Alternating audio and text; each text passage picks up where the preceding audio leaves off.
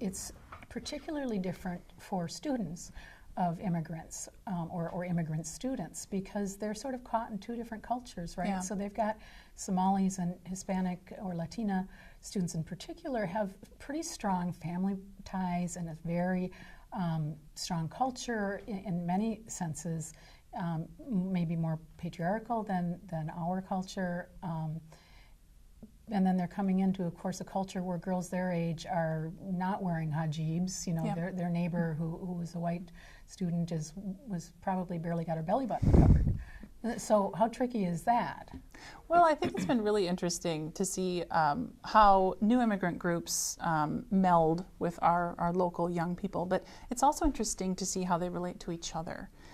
So I think a lot of the paradigms that we have about newcomers, many of them are accurate, but many of them are not. Mm-hmm. You know, the Karen, for example, are matriarchal. Mm-hmm. The Karen have really, in what my opinion, very progressive ideas about sexuality and gender. Mm-hmm. And so when you see populations coming together, right, and making sense of, so what are our relationships going to look like together now that we're in this community of very, very diverse people?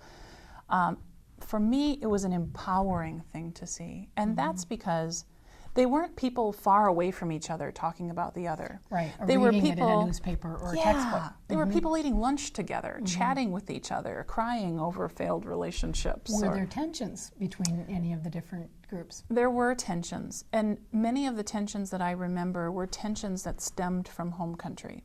So one example would be that the Oromo and the Amharic, which are two tribes in Ethiopia, are currently at war, and many of that conflict would come into the classroom. Okay. So I am well aware that there exist conflicts between different immigrant groups, but that wasn't really what I saw.